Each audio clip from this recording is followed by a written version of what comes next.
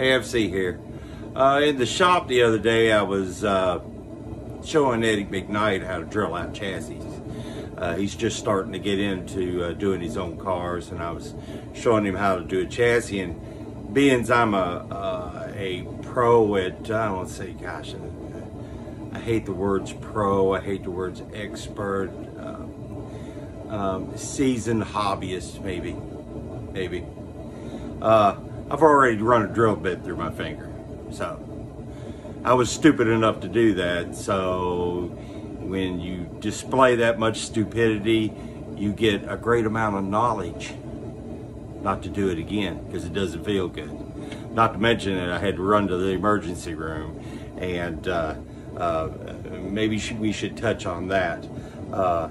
If you are so unlucky as to run a drill bit completely through your finger, where you see it going round and round on the other side, number one, don't freak out and yank the drill out, because you'll yank all the meat out with it. Stop the drill, be calm, reverse it, and run it back out. You won't pull the meat out with it like moi. It really screws your finger up as far as it healing and feeling like a finger again. How that happened was, we're drilling out these plastic chassis now. On the newer cars, a lot of them got plastic chassis. Now on the older chassis that were metal, you have that metal around it. It kind of acts as a guide and holds the drill bit steady. We don't have that anymore on the plastic. As it drifts over on the plastic off of where the rivet mount is, it will slip and go right through it.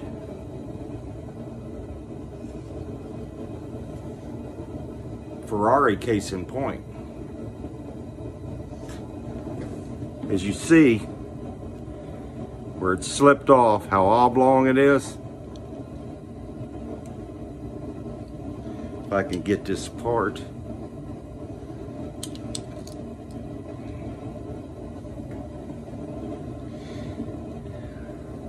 See a little bit better right there how it is,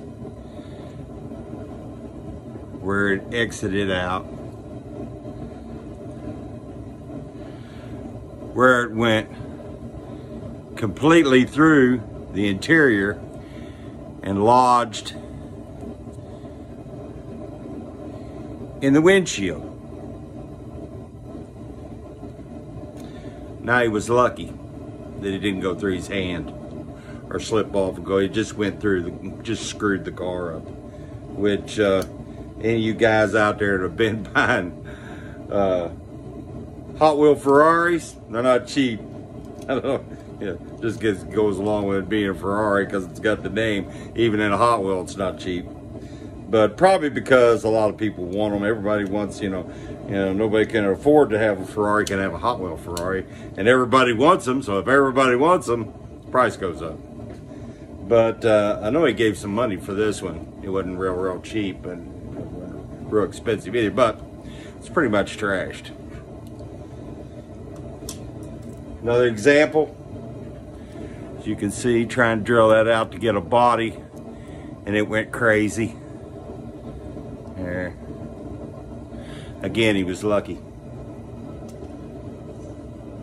Now we source a lot of wheels out of other Hot Wheels. Not anything that I like, I source them, I throw the body in the garbage. Kick cart is one of my favorite, because I love the Steelies that come in their perfect size for hot rods and stuff. But this is also the perfect way to get a drill bit run through your hand if you're not careful. So you got to be careful when if you've got this thing in your hand.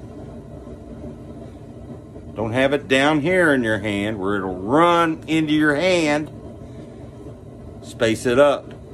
Tell you the best thing to do is to buy a drill press. I've already been looking at one. They're $100. They're on sale at Harbor Freight this month. Go out and buy one. I guarantee you I spent more than $100 at the hospital. I forgot what it was. It was astronomical. And the crappy insurance I got didn't cover it. So, well, I did, but you know, might as well not even bothered. But As you can see, you know, it's plastic. It's not going to hold the drill bit. As it starts to work its way off, it's going to go through that plastic. It's not going to stay, you know, in one place. Okay.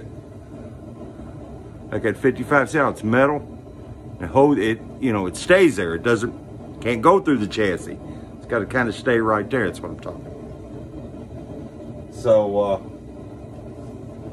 you know, keep this in mind. When I went to the hospital and the doctor looked at it, he said, well, I think it's in pretty good shape. He goes, I can't feel a whole lot of stuff in there.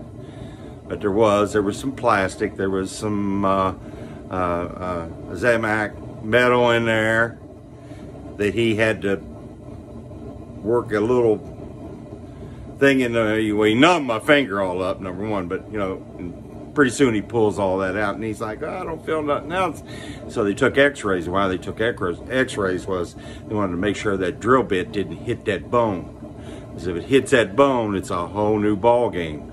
Because if it nicks the bone and gets any kind of contamination in the bone, you're screwed if you don't get it cleaned out. So they have to split your finger down the center and clean it out. So it's something to think about.